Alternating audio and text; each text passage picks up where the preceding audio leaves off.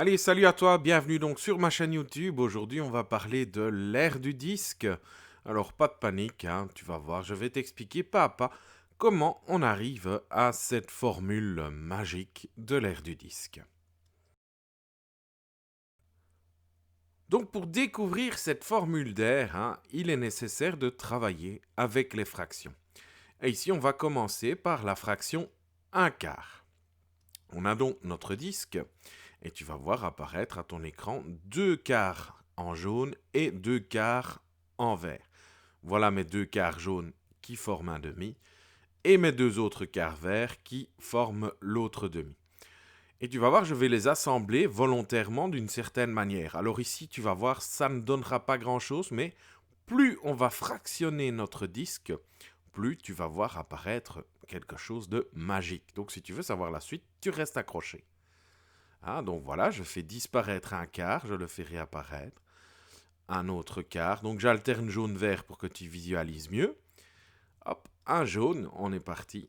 Et voilà le dernier vert. Alors là, ça ne te dit sans doute rien, mais ce principe, je vais l'appliquer avec d'autres fractions. On est donc parti avec la fraction 1 huitième.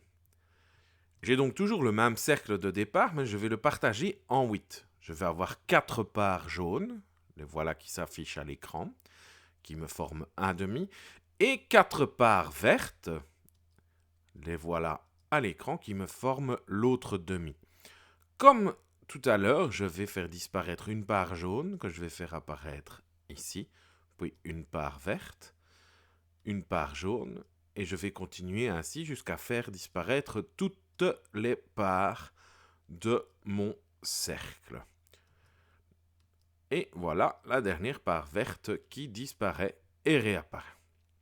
Alors, essaye de voir un petit peu. Moi, je te dis que ces parts assemblées de cette manière-là, jaune-vert, jaune-vert, jaune-vert, te font penser à un quadrilatère. Je ne vais pas te dire lequel, on va le découvrir juste après. Donc, on est parti, on va aller voir ce qui se passe plus loin. Ici, on va travailler avec la fraction 1 seizième. Donc, tu as compris le principe, je ne vais plus faire réapparaître mon disque, je vais directement agencer les parts, d'accord? Une part jaune, une part verte, une part jaune, une part verte, et ainsi de suite, d'accord? Donc, tu les vois apparaître petit à petit. Hein. Tu dois avoir ainsi 8 parts jaunes et 8 parts vertes, puisque c'est partagé en seizième. Eh bien, si tu regardes, ces parts mises les unes à côté des autres te forment un quadrilatère qu'est le parallélogramme. Donc, comme on a pu le dire, hein, l'aire du disque, c'est environ l'aire du parallélogramme. Alors, ici, tu vas voir apparaître, on était en seizième, donc on va comptabiliser 16 morceaux au total. Il y aura 8 morceaux jaunes et 8 morceaux verts. Donc au total 16 parts. Et donc ces morceaux assemblés les uns avec les autres te formaient ce parallélogramme. Je vais maintenant te faire apparaître la hauteur du parallélogramme en rouge. Eh bien, cette hauteur, elle correspond au rayon du disque.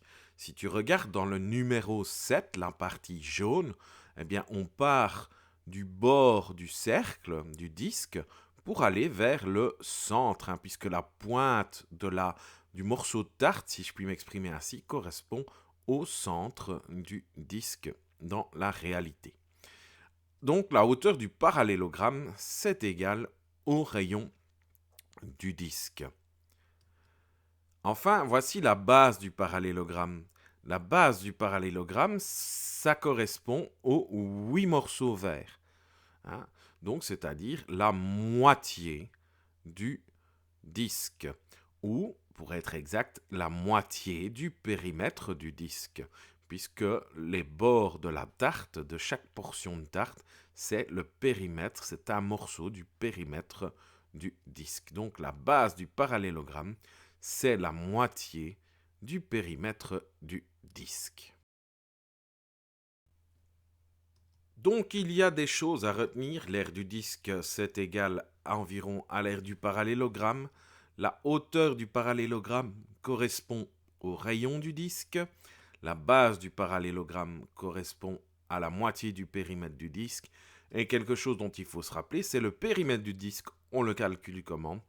Eh bien, c'est pi fois le diamètre ou pi fois 2 fois le rayon, puisque je te rappelle qu'un diamètre, c'est 2 fois le rayon.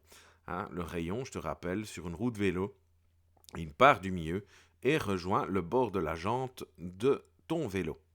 On va maintenant remplacer, comme on l'a fait dans des précédentes vidéos sur les aires, donc l'aire du disque, on a dit que c'était environ l'aire du parallélogramme, que c'était l'aire du parallélogramme tout simplement. On va partir sur l'aire du parallélogramme, je te la rappelle, c'est base fois la hauteur.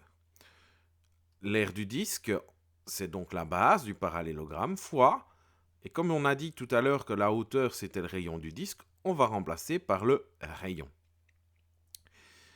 L'aire du disque, maintenant on va remplacer la base. La base c'est 1/2 du périmètre, donc c'est 1/2 fois pi fois 2 fois r.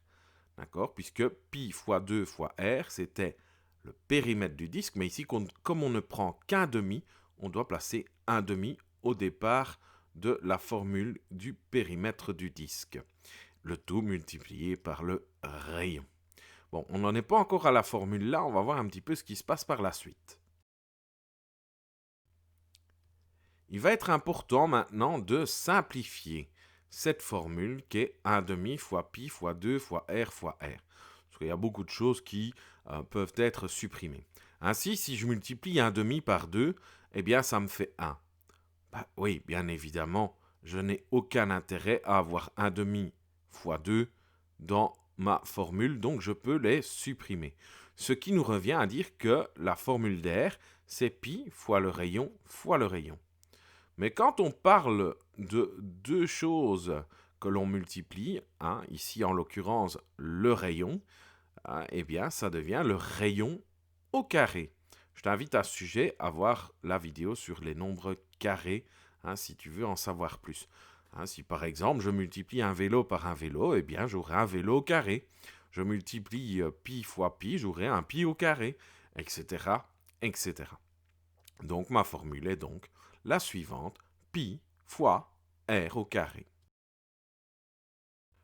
Il est donc important de retenir ceci, la formule d'air du disque, c'est pi fois le rayon au carré, ou pi r carré.